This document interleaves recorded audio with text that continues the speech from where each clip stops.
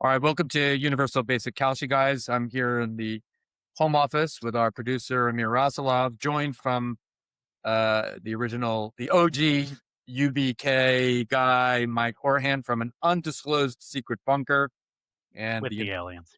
Kalshi gal McKenna Conlon. Welcome all. Thank you. You don't say anything to welcome? Oh, welcome everybody. No, There you you say go. thank you. Thank you, thank you. I thought I was welcoming Teach you Mike to and McKenna operate as like well. an actual human being. All right, Mike, what have you been? Any trading activity of note over the past week worth discussing? Well, I've established a small position now in Republicans to retain the House. Right now it's trading at like 15.8 cents, and I'm in at 15 cents.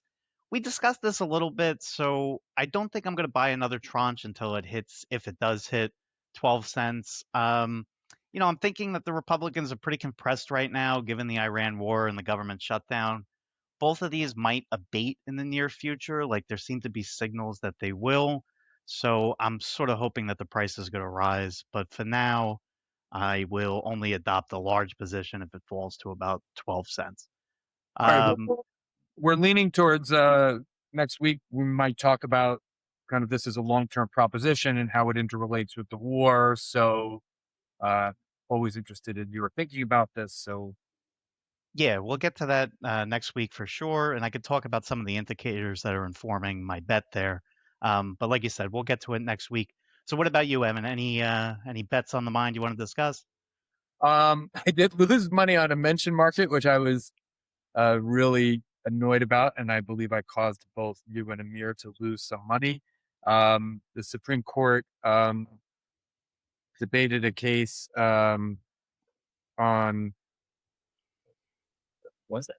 on Wednesday, and the controlling precedent in the um, case called Bissonnette was whether the justices would mention Bissonnette was at 88 cents, and I thought that was a virtual certainty to happen, and it was mentioned, I don't know, about a dozen times in the opening argument, but no justice said it. So that's life. I did think about, in retrospect, reached that one a little more quickly, certainly than when we did the State of the Union mentions, which I felt super confident about, but I did feel pretty confident about this. But anyway, and I'm interested in Rotten Tomatoes markets, so I'm studying them.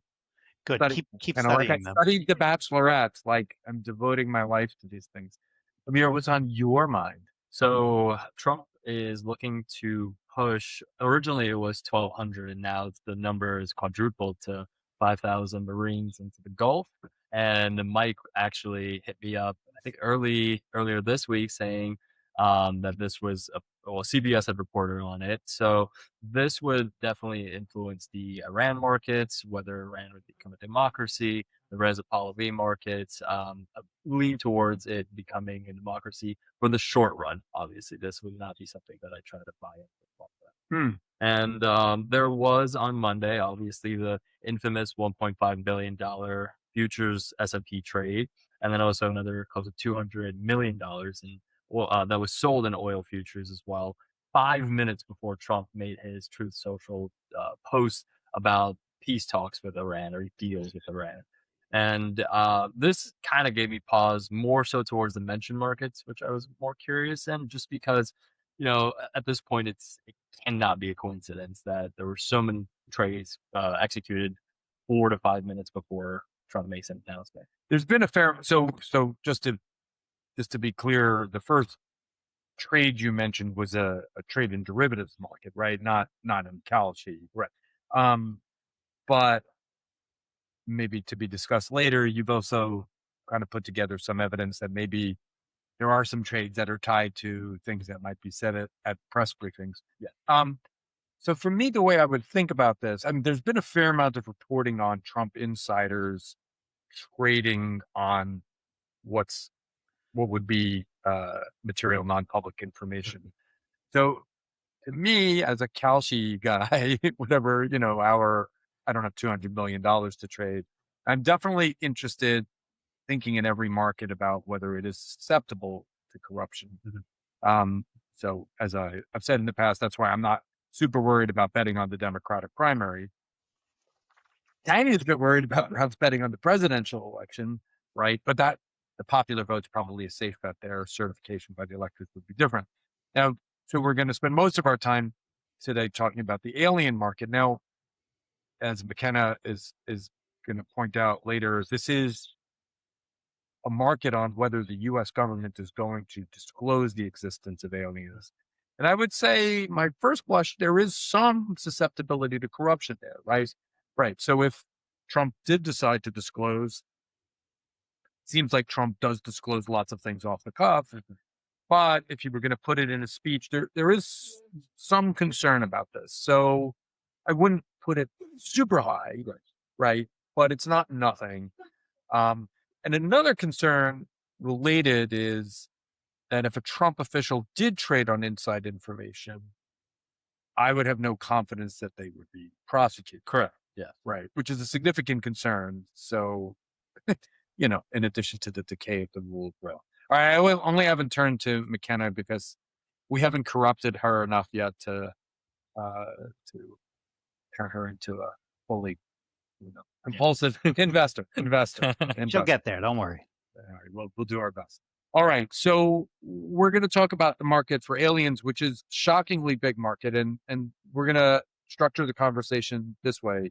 Mike's going to lay out the history of the market, what is trading, what the condition for success is, and a series of events that have influenced market prices so far. McKenna's going to lay out evidence, actual evidence for the existence of aliens. Amir is going to lay out, he's our wacko conspiracy theorist expert, so he's going to lay out, proudly so, he's going to lay out evidence of conspiracy theories that might have been shaping people's interest in this market. And I'll go through a first blush, and McKenna or I, just how I would think about pricing this market. And I do have a mediumly strong position. I will say, we were talking about this last time. I think, Mike, you made this point that my disinterest in The Bachelorette may have been a liability for investing. I am super interested in this. And actually, the plot of one of my books, one of my novels, which is behind me, Us, is that aliens contact Earth. And it's a kind of funny story of first contact. And actually, I think it'll have some relevance to our conversation. So, Mike, why don't you lead us off and talk about the definition, how the market's defined, and the history of movement there. Sure. So the proposition is, will the U.S. confirm that aliens exist by 2027? But the contract resolution criteria are very specific here. A member of the United States executive branch of government has to say that aliens exist definitively. So there has to be a definitive statement from a member of the federal government executive branch. The contract says that it could be a statement from the president, it can be a statement from a cabinet member, it can be a statement from the Joint Chiefs of Staff or one of the Joint Chiefs of Staff, and it can be a statement from a United States federal agency. Does the market speak to whether that statement is repudiated? So, say a wacko cabinet official, and I know it, strains our imagination to come up with a wacko cabinet official, goes out and says they're aliens, similar to what happened with Obama, which I'm sure you're going to talk about. Maybe they say it, and then that statement is superseded by, a contradictory statement. Does the market speak to that? It doesn't speak to it explicitly, but it does say that the statement has to be definitive. And, we can talk about how there's some definitional ambiguity perhaps in definitive. And the statement also has to come from somebody acting in their official capacity. So if somebody were to sort of privately in a conversation or be caught on camera, make an off-the-cuff remark that aliens exist, that would not qualify for purposes of this contract. Okay, so that's interesting. So Obama's statement would not be a qualifying statement because he was speaking as a private citizen.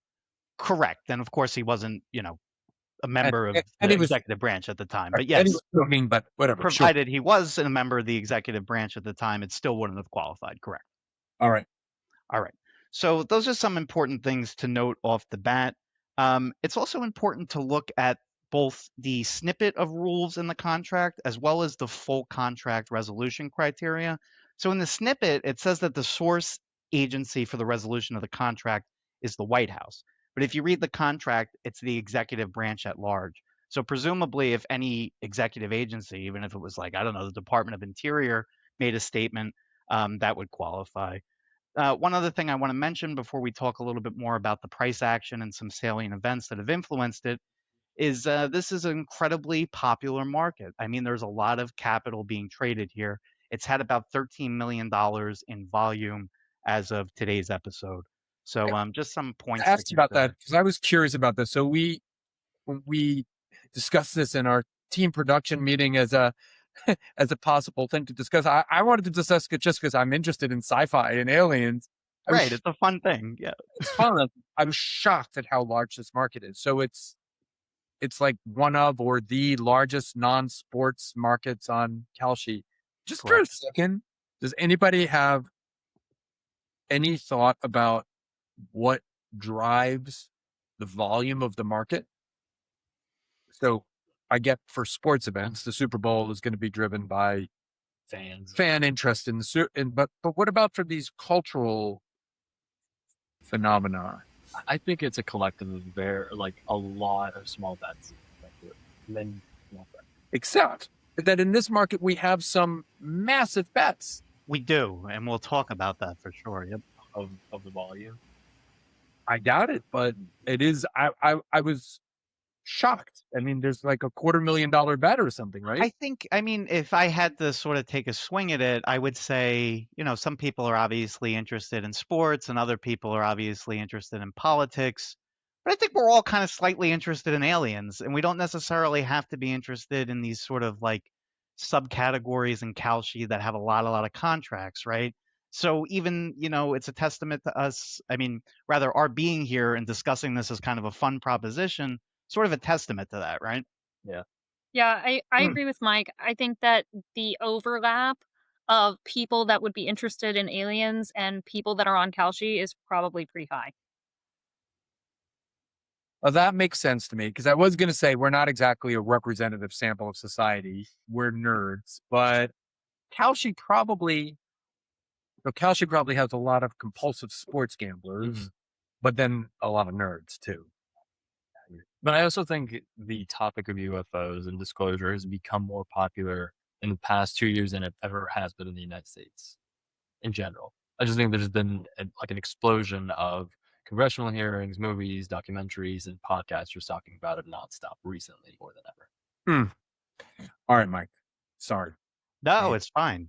Maybe the aliens are waiting for the emergence of AI, so they're among us and waiting for us to cross some kind of threshold. But anyway, That's yeah. we're gonna put a pin in that. That's an interesting one. Okay, we'll put a pin in that for now. So let's just discuss when the market opens, some of the salient events and price action. So the market opens on December 5th, and it opens basically between 15 and 18 cents it's trading. It tops out a few days after the market opens at 25 cents, which strikes me as crazy. And then for a while, it sort of just plateaus until February 15th. So famously, Obama goes on the Brian Tyler Cohen podcast. Cohen's a liberal commentator, and Obama responds to his question about aliens. They're real. Also, in the context of this by the way, conversation, yeah, go ahead. I listened to that podcast. I didn't know he was kidding. I wasn't obvious to me he was kidding. I was like, what? Interesting. Really? And then he said he was kidding, but sorry. So that just No, say I sort of thought it was a light podcast. I could see why people would have some ambiguity about whether he was kidding or not. It's a huge watershed statement for a former president to make. But he also joked. He said, "Oh, the first thing I asked when I got into office was where are the aliens?" Right? So he was, he seemed to be a little tongue in cheek about it. But anyway, this led to a bit of a price spike. Not as much as one might expect. It only drove the price up about 3 or 4 cents. And this probably had to do with Obama essentially retracting the statement publicly the next day and just sort of intimating that he was kidding and stuff. But on February 20th, about 3 days later, Trump, perhaps dovetailing off of Obama's sort of press stunt, decides to instruct the DOD to begin releasing not only UFO files, but any information they possess on alien and extraterrestrial life. So he wasn't asking for just what is that identified object. He was asking for DoD to disclose specifically the existence of extraterrestrial life to the extent it exists in their records. And this led to a massive price spike. It topped out at about 28 cents just a day after, or within a day of Trump's post to Truth Social. And then it quickly came back down again right before the State of the Union. So it falls to about 23 to 24, about 22 to 23 cents. And then just before the State of the Union, and this gets to your point, Evan, about some of the large trades that have been going on in this market, just before the State of the Union, somebody placed a $30,000 bet at 26 cents. Yes, aliens do exist, or will be revealed by the end of 2027. And I'm guessing they thought that the release of the statement was coming during the State of the Union, which would obviously, under the definition of the contract, qualify as a definitive statement. But no such statement came. I feel like it's directly out of the plot of Independence Day, but okay. Anyway, yeah. Right. I mean, if I had $10 million bankroll, I might throw $26,000 on it. I don't know, just to see what happens. But it didn't seem like a smart bet. And then we kind of get to where we are now. So after that large trade, the price obviously spikes due to demand, but it comes back down. And the price is now sitting between about 15 and 19 cents. And at last check, it's at 19 cents. All right. So in the history you just laid out, we're kind of between 13 or 14 cents and 28 cents. So we've ranged between roughly 3 to 1 and 6 to 1. Yeah, the absolute low was in January. It hit 10 cents very briefly. Okay. And I mean, pretty amazing. $12 million in the market. That's bigger than the Best Picture market, the Right. Oscar market, which we discussed. All right.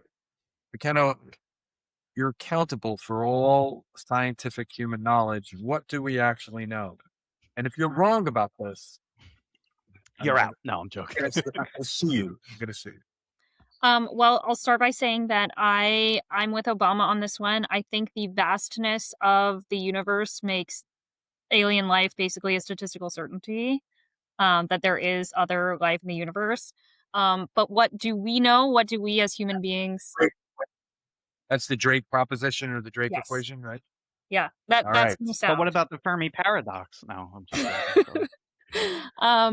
But what do we know, and what can we verify and have made contact with? Okay, so there are building blocks of life that have come from outside Earth. We know that there are carbon chains and amino acids in things like meteorites.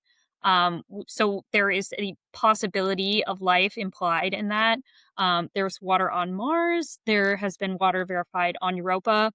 And also, there are certain methane spikes seasonally on Mars that it is technically possible that those come from organic life, like some sort of single cellular organism that is causing the methane changes on Mars. So that, I would say, is pretty close to the bounds of what is verified and sort of consensus in the scientific community. What I believe a lot of people are often taking as evidence is current controversy surrounding the United States' knowledge of UAPs, unidentified aerial phenomenon. And I will say that in the Kalshi, in the bet, it does say extraterrestrial life or technology being confirmed. And so I think that a lot of the information that people are looking at are not just about life, but it's the belief that some sort of sonic signal or nuclear signal or aerial phenomenon could be divulged to be extraterrestrial life or technology. I think that's ridiculous, and could go into why, but that's what I would say is our current knowledge. So why? Why? Yeah. Yeah. Well, because it just seems vastly more plausible that if UAPs are a technology of some kind, that they are a human technology of some kind. Sure. So It's interesting, just I could just say that when you were going through your your kind of litany of what we know, your recitation of what we know, I thought about something. Maybe it was obvious to everybody else, but it wasn't to me. So I've always thought that disclosure of aliens would be, Area 51 or Roswell contact or something like that, or detection of a radio signal. But of course, the discovery of a microbe on Mars would Yeah. satisfy the definition. Now, so then I was like, oh, I hadn't really considered that. Do I have to revise my estimate? But I guess there's probably not a Mars probe that's likely to produce definitive evidence now. I didn't think that's what the market was really intending to get at, but it would cover it. It would So- cover it. Yes, I had the same thought. Yep. Yeah, I That's actually important. agree. I think that if someone were to tell me, if someone were to look into the future and say, McKenna, it's true, the US is going to confirm the existence of extraterrestrial life before 2027, that's what I would assume. I would assume that some sort of existing NASA probe found some sort of single or multicellular organism on Mars. That's what I would think.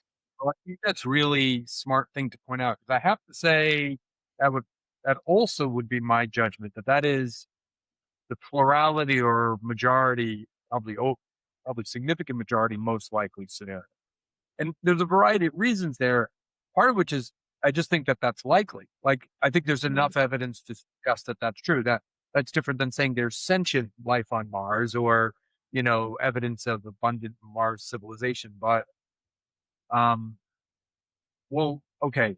So what else do we know about evidence of intelligent alien life contact with planet or the U.S. government? No, nothing. No.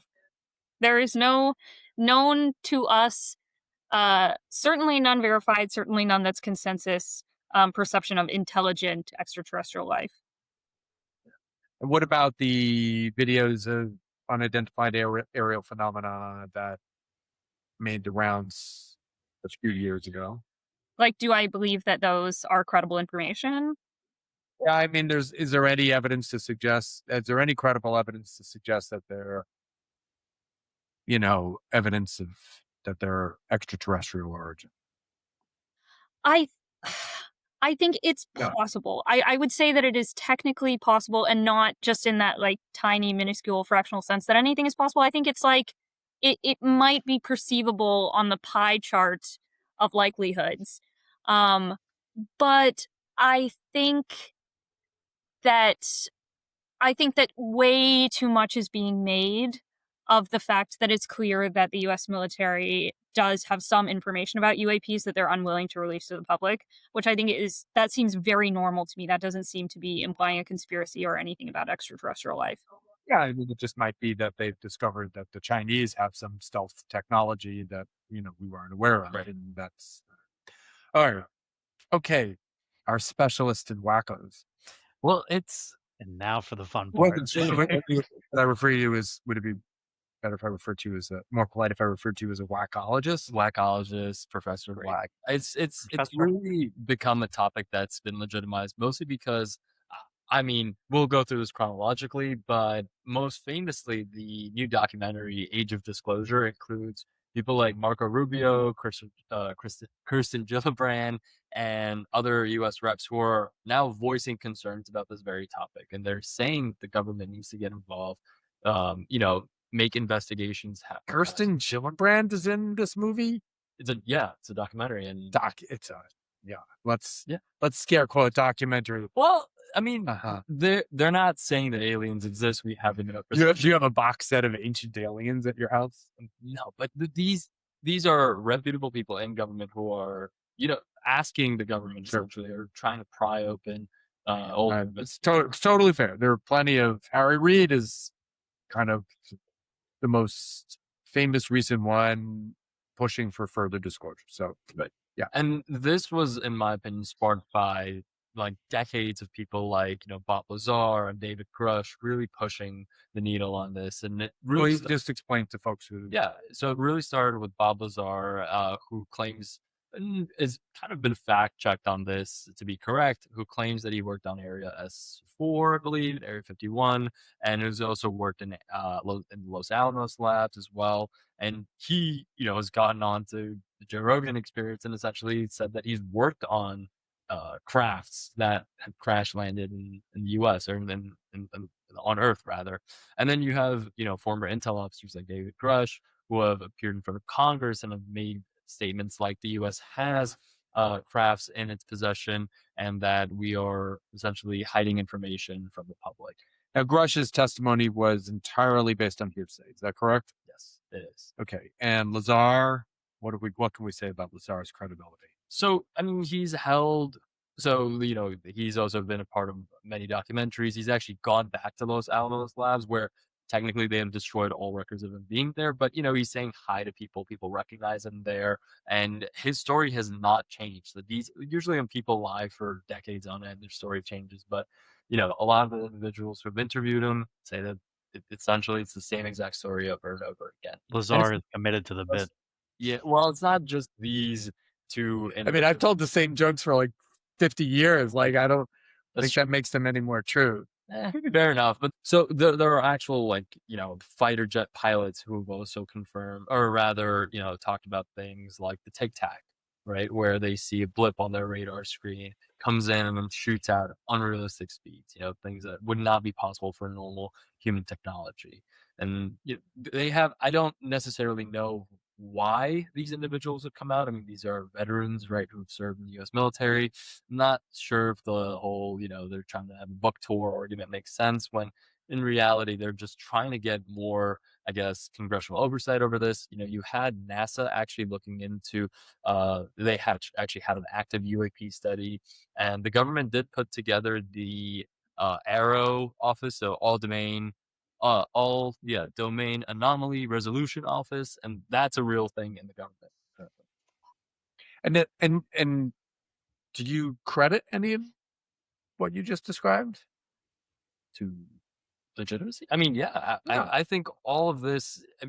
I just think the videos, the number of people talking about it, all of this is pressuring the government to essentially, at the very least, acknowledge that there needs to be some sort of investigation into the topic, right? They're not necessarily, I'm not saying necessarily that this is confirmed fact, aliens exist and we are in possession of alien crafts, but at the very least, people are now at the point where they want the government to at least step in and to release some kind of a memo or investigation on it to where we can then determine, okay, does the government know, or are they hiding something, or are they really oblivious? Okay, but I'm just curious, so you have to bet. I'm giving you $100,000 to bet. You either have to bet yes or no. I would bet your bet. Wait, let me ask the proposition. Has the U.S. government been contacted by sentient extraterrestrial life? I mean, Russell, if I ask you.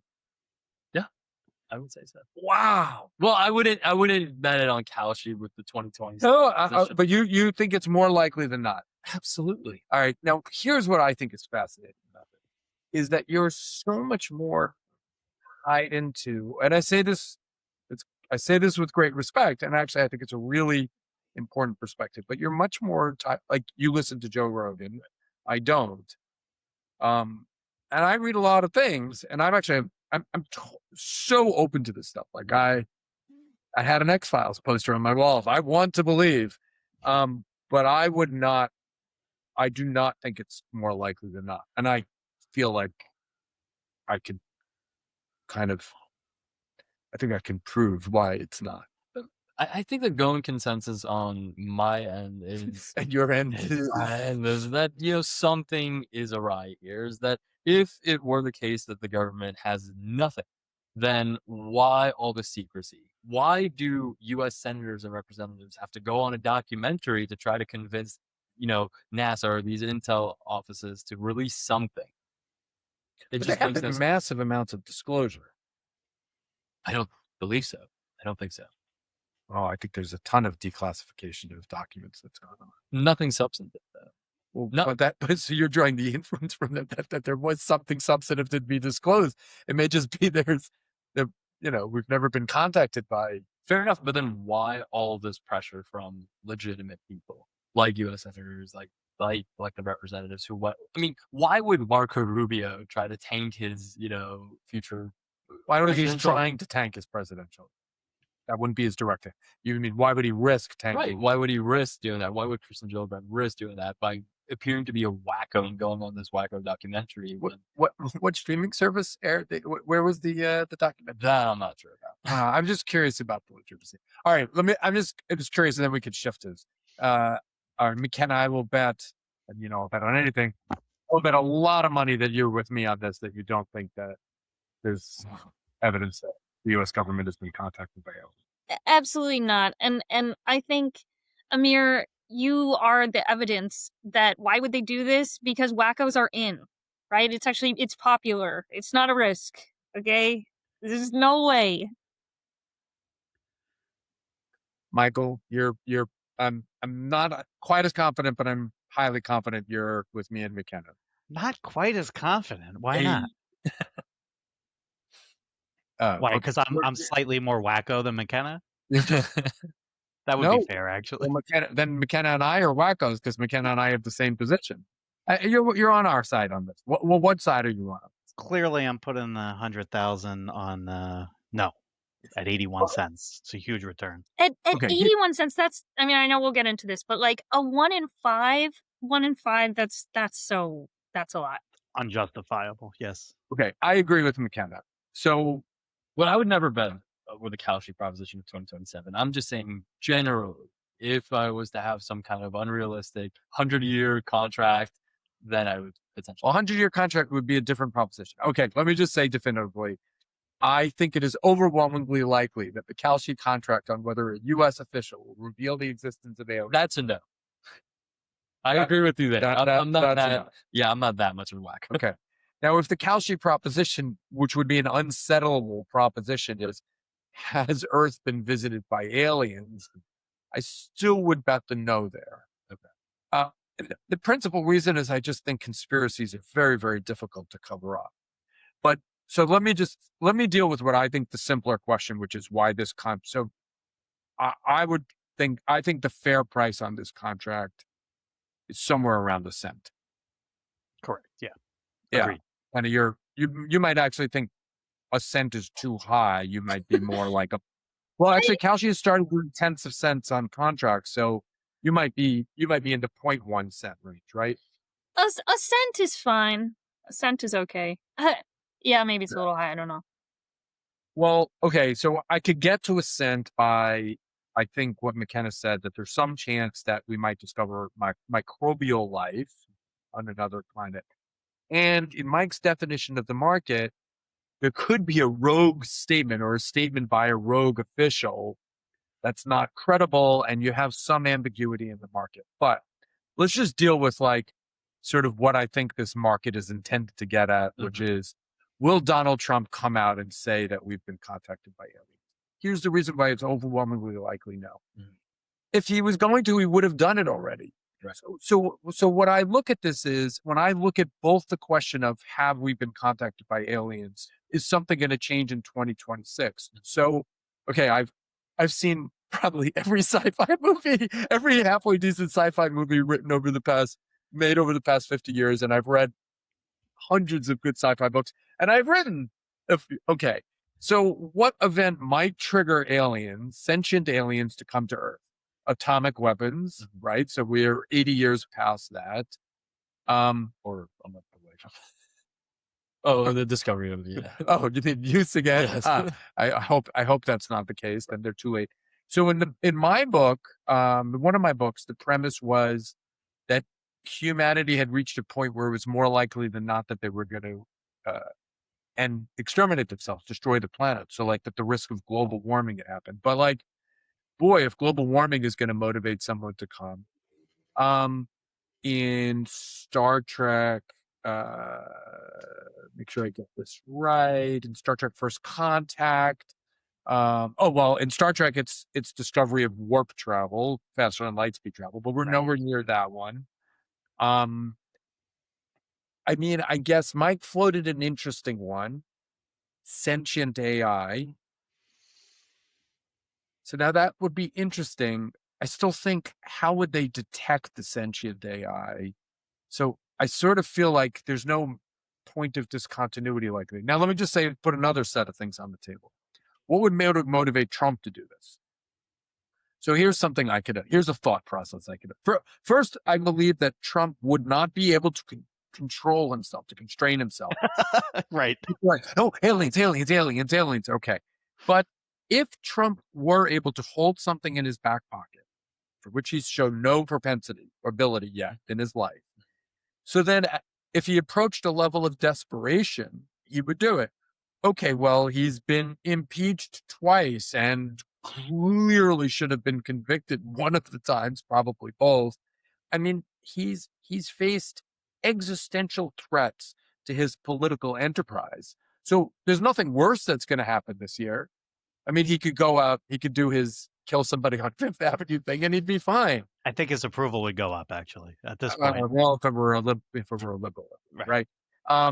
So I just can't see anything that would change the equation that would motivate him to do it. So I just, I think this would be like prophecies of doom. So the apocalypse is coming in 2026. And actually, in that same book, I went through like a litany of prophecies of Armageddon. So far, they've all been wrong, by the way. And like, just the most likely result is it's going to be the same. He's not going to say anything. Nothing's going to happen. It's not going to change. And, like I said, I want to believe, but I just can't get myself to a position where I think this is more than the same. So let me pause. I do have to say, I agree with that. However, he has been, I think, in recent history, all politics aside, the president that has pushed the needle on this more than any other in the past. So he's been very non-conventional. He said things like regarding the JFK files that that you have seen what he's seen, then it was a quote along those lines. Then you wouldn't really want to know about it too much either. So he has really kind of opened the doors to the fact that there is a lot of secrecy in government. I don't know. In Bill Clinton's memoir, My Life by Bill Clinton, Clinton says that when he took office, one of the first things he asked for was, he said, have we been contacted by aliens? And he asked to see the JFK files. I mean, like, a lot of these, Clinton's like us. He's a nerd. I mean, he'd be totally interested in it. So it may be that you're more aware of that. Mm-hmm. But, just because you're young, you think everything is like different and novel each time. I bet you every president, I'm trying to think whether I have an exception here. I bet that they've all immediately been interested. I mean, maybe Biden forgot to ask. I want to say something to push back slightly on that. So Trump's base is more conspiratorial than Clinton's base. I mean, he does sort of poke the bear more, and certainly without due deference to the evidence in a way that Clinton wouldn't. And that's politically calculated because his base loves conspiracy world. Evan knows I've talked to some of them. And so, it's very common. It's very popular. And there's clearly political capital, in my estimation, to be gained by being a conspiracist flagrantly. I think that's a very smart point, and I could work myself up to 2 cents for that reason, that Trump might actually fabricate it or exaggerate it just to play to his bro culture base. QAnon.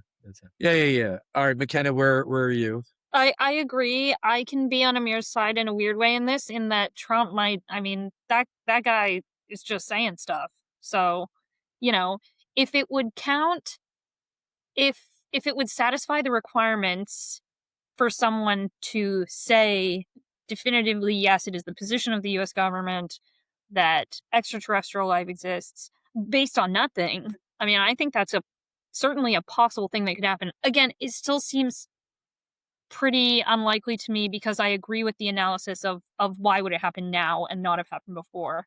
But that could, right. I could get to 2 or 3 cents on that.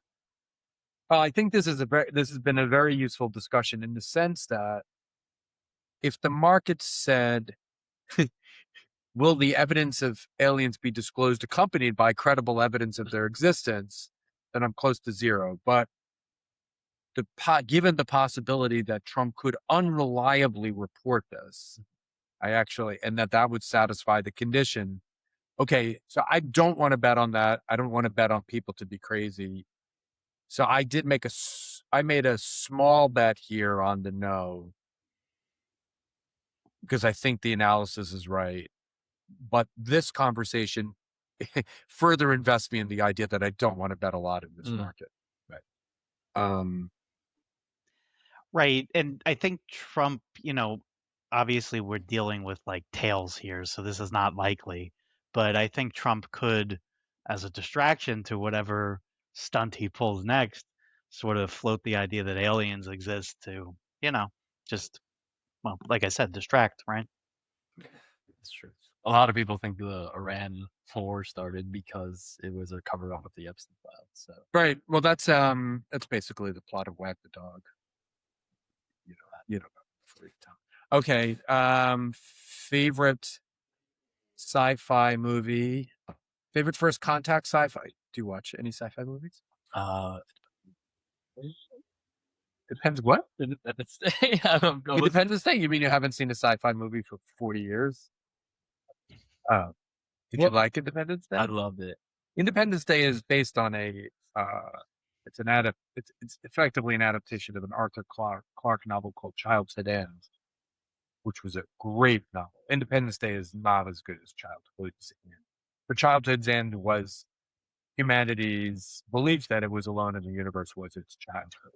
Okay, I guess. Well, are we talking sci-fi or are we Men in Black and White? Okay. I regret having asked you this question. McKenna, do you have a favorite sci-fi first contact movie? I do. Arrival is both my favorite Aliens movie and my favorite time travel. This is why I respect her and I have no respect for you. That is a great. It is a great movie, and I have the short story collection, the Ted Chiang short story collection upon which it is based. Great stuff. Yes. It's a great.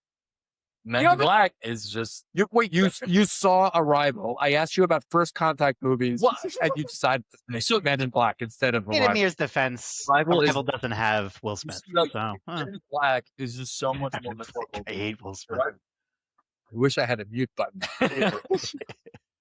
Arrival is a great choice, McKenna. My esteem for you just increases all the more. Do you have a favorite sorry, can I just say that Arrival... If the next sentence is that you like Men in Black or that Amir is smart, oh. No, actually, Arrival too. makes a very good point, which is that if it were true that the U.S. had been contacted by intelligent extraterrestrial life, this would be a problem worthy of worldwide government collaboration.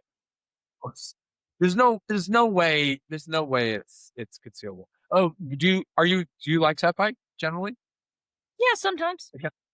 Oh, do you have a favorite overall sci-fi movie?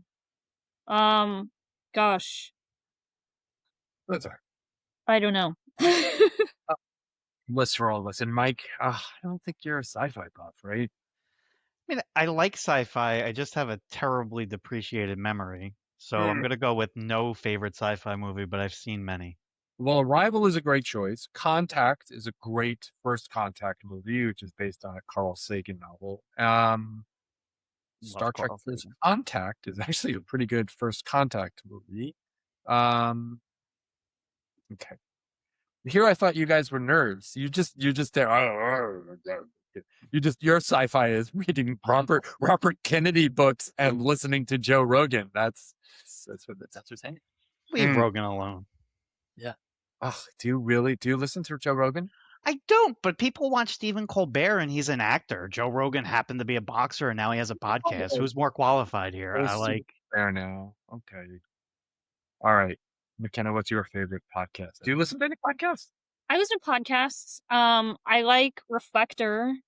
They do kind of like historical trends, and they did a great series on the history of claims of election fraud. That's really good. That's my recommendation. All right. It's a great recommendation. All right. So the Universal Basic Kalshi guys are on the no on whether the disclosure of aliens will be revealed, but I think that this is not a market to go heavy on, given some ambiguity in the definition and in whether Trump might pull a stunt and announce it even without credible information. Reasonable? All right, Mike, we'll be good. We'll come back next week with discussion of the Republican stock, how it's being affected by the Iraq War, Trump approval ratings, and long-term prospects for the Republicans of winning the House and Senate. Does that sound good? Mike, you good? Sounds good, my friend. I'll see you next week for that discussion. McKenna, you'll be with us, I hope. I'll be around. We're gonna have to rebrand. I mean, if we'll have to be the Universal Basic Kalshi Gang. Okay, sure. All right. Be well, everyone. Universal Basic Kalshi Guys was created and is hosted by Michael Horahan and Evan Mandery. Our producer is Amir Rasulov. Our theme song is Passing Trains by Nathan Eklund. You can follow us on Twitter, Blue Sky, and Instagram at UBK Guys, or email us at admin@ubkguys.com.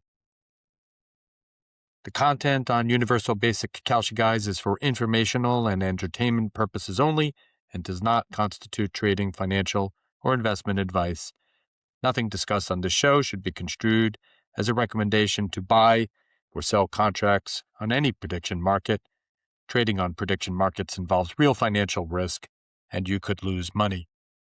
Always do your own research and consider your own financial situation before trading. The hosts may and often do hold positions in markets discussed on the show. Views expressed by guests are their own and do not reflect the positions of the show or its hosts.